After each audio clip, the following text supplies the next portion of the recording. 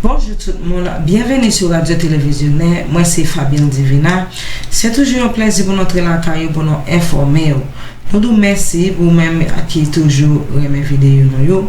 Bah nous like sur mes vidéos ça, fait commentaire pour nous sur penser et partager vidéo pour nous. Ou même qui pourquoi abonner nous encourage abonner pour pas rater aucune nouvelle importante. Jeudi on a suivi un changement important dans balance pouvoir dans chambre Sena aux États-Unis. D'après CNN, Repibliken yo te remporté 3 chaises Sena et yo gen chance pour yo gagner plus, ça qui mette yo dans position pour yo gagner au moins 52 chaises dans section Sena cap venir.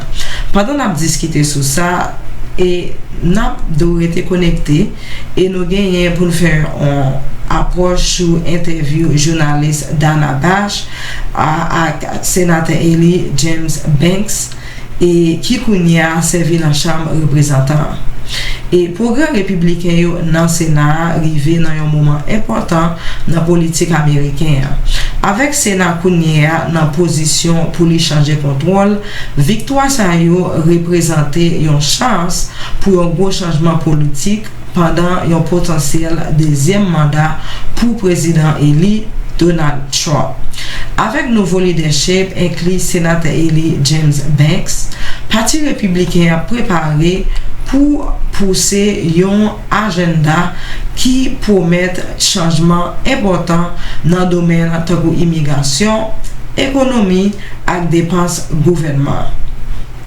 Et pour républicain yo, et politique actuelle là présenter une opportunité pour renverser un pile dans politique président Joe Biden. Et spécialement ça yo qui a rapport avec immigration et sécurité dans frontière. Républicain visé une approche qui plus strict sous question ça yo. Une approche qui reflète volonté yon gros parti dans l'électorat qui senti effet prix yo a monté, inflation a augmenté, ak ça yo ouais comme yon dépense gouvernement sans contrôle. Sénateur Eli Banks qui c'est un défenseur voix pour pousser plus devant yon agenda plus conservatif, décrit quelques problèmes clés yo que républicain yo bral travail sur yo dans année qui venir. Yon un problème qui pi urgent pour républicain yo c'est immigration. Sénateur Eli Banks ensemble avec un pile l'autre monde dans parti républicain concentré sur renverser politique président Biden yo sous sécurité frontière et immigration illégale. Pendant Sena a préparé pour section cap venir concentré républicain yo plus concentré sur restaller politique strict sur immigration ta ka gen conséquences qui aller plus loin pas seulement pour sécurité frontière mais pour économie pays et injustice sociale yo. Pendant interview CNN journaliste Dana et sénateur Eli Banks te fait clair que l'immigration a prêté un point central dans l'agenda républicain. A mandate is a mandate, and the president winning the popular vote on Tuesday is a strong signal that this is what the American people, the public, expects us to do. And only Republicans who completely misread the moment, who don't understand what the mandate means, and I don't think there are very many of them left in Congress. It's a much different Congress makeup today than what it was in 2016 when President Trump was first elected. You don't have Republicans in the House and the Senate who will fight back against President Trump to do what the American people want him to do, to deport illegals and to secure the border. The American people are counting on us to do it, and that will be our focus. L'été était absent sous besoin pour renverser politique président Biden sous frontière, et spécialement concentré sur immigration illégale, construction migrants et frontières, et effort sous déportation.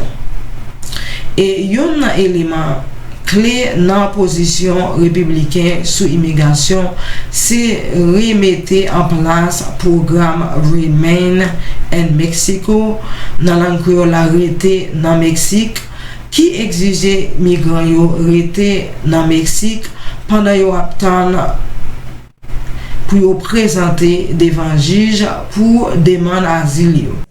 Well, I have no doubt. Donald Trump is going to be inaugurated on January 20th. He's going to hop in a car, drive down Pennsylvania Avenue, swing the door open of the Oval Office, and he's going to immediately sign executive orders to go back to the effective Trump policies like remain in Mexico, allow us again to build the wall at the southern border, and then end catch and release. And that's the perfect Trump formula to begin the process to secure the border. What's different about this time from last time is he's going to have backup in the Congress to support him to do it. And we will give him the funding that it takes to fully build the wall, to support our Border Patrol agents, to do their important work. But it's going to start with those executive orders on day one. Joe Biden overturned all of those Trump policies on his first day in office, and Donald Trump's going to immediately reverse that and go back to what we know will work. En plus de ça, Républicain yo a poussé pour yo fini Constitution miraille frontière. Yo mezi qui était très contesté pendant l'administration président Eli Trump là. Pendant que miraille là te recevoir en pile critique dans les démocrates yo ak organisation de moun, Républicain yo wèli comme un outil clé pour combattre immigration illégale ak sécurité frontière. Et sénateur Eli Banks a été tout défendre pour élargir déportation, surtout viser immigrants illégaux qui fait crime ou bien violence. Position ça a accord avec une vision conservative pilage qui visait diminuer quantité immigrants illégaux dans le pays. Pour décourager, pour arrêter, pendant qu'il y a un message fort by business qui emploie travailleurs illégaux. Pour renforcer position ça, sénateur Eli Banks a supporté plus gros pénalité pour compagnie qui emploie travailleurs sans document. You told the Indy Star yesterday, quote, "We're going to begin the process of deporting the over 15 million illegals that have come into this country under Joe Biden's watch." First of all, just to better understand what the actual policy and how it's going to be executed will be, do you see all undocumented immigrants as should they all be kicked out of the country? Well, some conservative estimates say that there are at least 15 million illegals who have come into the country on Joe Biden's watch. It's my hope that we deport every single one of them that we can. And it starts with deporting violent criminals who are in the United States, who came here illegally, who have committed violent crimes. And I think once you do that, President Trump is committed to making that his first and top priority when it comes to mass deportation. And then also on top of that, increase the penalties on businesses who hire illegals in our country and take away the incentive for them to be here and for them to come here. And I think many of them will leave on their own. But this the mass deportation plan needs to be an immediate focus of the House and the Senate. I believe when the dust settles, we're going to have a even bigger majority in the House, still a slim majority, but a bigger majority by a couple of seats in the House. And we'll have the ability to work together in both chambers to fund the mass deportation effort and give the president the backup that he needs to make it happen. Et spécial dans espace ça a diminué demande pour travail illégal. Républicain yo wè ça comme une façon pour décourager immigrants yo. So just to be clear, I know you say that it would be the people who are criminals first, but then ultimately every undocumented immigrant in this country, even those who perhaps are deemed by their neighbors as contributing to society, or perhaps those who are married to American citizens or legal immigrants. That's it. Children, adults, older people, they all should be gone. The American people spoke loud and clear on Tuesday. They gave this president and Republicans a mandate to do everything that we can. The goal should be to deport every illegal in this country that we can find. And as I said a moment ago, if you take away the incentive for them to come here in the first place by turning up the pressure on those who employ illegals, then you've taken away the incentive. They're going to go back to where they came from. So you start with the violent criminals. That Americans are counting on President Trump and Republicans to send them back to reduce violent crime in this country. But I think the goal has to be, and the American people expect it to be, to deport those who came here illegally. Cependant, politique ça a souligné inquiétude surtout dans les temps industrie qui dépendent en pile sur travailleurs et immigrants yo, agriculture, hospitalité à l'autre secteur souvent dépendent sous travailleurs sans document yo. Et en pile républicain qui gagne business inquiété sous ça qu'arrivé sur inquiété sur ça qui arrivé sur adopter une approche stricte sur immigration. Pendant que l'industrie ça yo souvent supporter sécurité frontière, yo a fait face à réalité pratique travailleur qui manquait à prix qui a augmenté. Sénateur Repibliken cependant était convaincu que volonté peuple là, Jean l'était exprimé dans l'élection, c'est un mandat pour action rapide sur immigration. Dans le commentaire, le sénateur Repibliken a tout mentionné où la police locale a joué un gros rôle important dans l'effort de déportation. Il a fait connaître qu'un pile agent la police locale à travers le pays apparaît pour aider dans l'effort de déportation. Surtout les arrivés pour arrêter les immigrants illégaux qui commettent crimes et violences. How does it work? If you just pick Indiana, for example, how do you want the federal government to go about finding people and physically getting them out of the country? I don't think this is that complicated. I spoke with a local sheriff in Indiana earlier today who's ready. Local law enforcement is ready to go to do what it takes to help with the mass deportation effort. But if you take away those incentives from business and put pressure on businesses who hire illegals in this country, then many of these, maybe most of those who are here illegally, are going to go back on their own. And that's what Donald Trump and Republicans in the House and the Senate are focused on. I think it begins with deporting violent criminals. It's not that hard to find them, and if you take away the incentive, many of them will go back to where they came from. Et objectif selon sénateur Repibliken, c'est pas seulement déportation criminelle mais tout créer un environnement côté un pile immigrants illégal qui volontairement quitter pays. Ça qui t'a diminuer besoin pour déportation en masse là.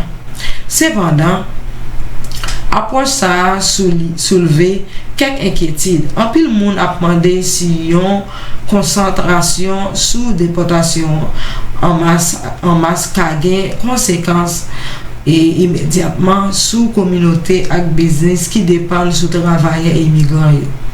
Et nous capable dire potentiel pour déportation en masse là, spécialement dans l'industrie qui dépend sous travail ça yo, ta ka mener dans manque travail, augmentation dans prix et dérangement dans l'économie locale yo. En plus, il y a inquiétude sur qui genre mesures ça yo ka affecter réputation États-Unis comme un pays qui accueille immigrants à question éthique qui alentour déportation en masse. Sorti dans un point de vie, économie, politique, immigration, et républicain visé à adresser problèmes tant que charge sous service public, soins santé et système éducation qui en pile moun kwen yote dépassé à cause de l'immigration illégale. Républicain yo dit que pas faire plus contrôle sur immigration illégale, yo ka soulager quelques nan problème ça yo. Cette stratégie républicain yo a préparé pour utiliser dans Sena ces processus réconciliation. Tuesday, we're likely to have 53, maybe 54 Republican senators. We don't need to do away with the filibuster. We should have at least 3 bites at the apple of a legislative process and maneuver called reconciliation, which will avoid the 60-vote rule. The Democrats used it to massively expand the federal government when they had both the House and the Senate in Joe Biden's first 2 years, and Republicans are already preparing the way to use reconciliation to do things like bring down the cost of groceries, to bring energy production back to the United States, and to undo the massive expansion of the federal government and federal spending. And that will bring down inflation in our country, and reconciliation is a way to do it, to allow for a simple majority vote in the United States Senate. Qui permettent certaines qualités législation passer avec un vote majorité qui simple, sans besoin 60 votes. Outils législatifs là, c'est une ressource importante pour républicains yo, surtout pendant y a fait face à un Sénat divisé, à un possible deuxième mandat pour président élu Trump. Et réconciliation a été utilisée plusieurs fois dans les dernières années, mais les républicains a préparé pour utiliser lui pour pousser gros changements législatifs, surtout dans le domaine économique. Focalisation yo et inclut diminuer prix manger, augmenter production énergie dans les États-Unis et puis renverser ça yo comme une gros extension dans dépenses gouvernement pendant l'administration président Biden. Problème ça yo ensemble avec engagement yo pour adresser inflation, c'est central dans message yo pendant y a cherché offrir une alternative pour politique économie administration actuelle là. Et stratégie républicaine avec réconciliation tout montrer préparation yo pour préparation yo pour prochaine année yo. Au lieu des années passées yo, côté républicain te joindre difficile pour réaliser un pile objectif yo. Républicain ouais opportunité pour yo profiter sous potentiel pour passer législation à travers réconciliation. Avec 3 chances pour utiliser outils ça dans prochaine année qui venir. You keep the filibuster, you use reconciliation. We could use it 3 times in 2 years because we have 3 opportunities to do it. And I think Republicans were ready to go. We've been preparing for this moment. That's a big difference between 2016 and 2024 as well. We're prepared, we're ready to go. Donald Trump knew he was going to win on election day, and he knew it for a long time, and he's been preparing his team and Republicans in the Congress to get things done. Parti apparaît pour prendre action rapide pour mettre réformes importantes pour adresser des défis économiques avec extension extension gouvernement. C'était toute information ça nous te porté pour moi c'est Fabien Divina. Merci d'être nous te jeune toute attention. Bah-nous like sur mes vidéos ça, faire commentaire pour nous sur pensée et partager vidéo pour nous s'il vous plaît. Bonne journée, à la prochaine. Bye bye.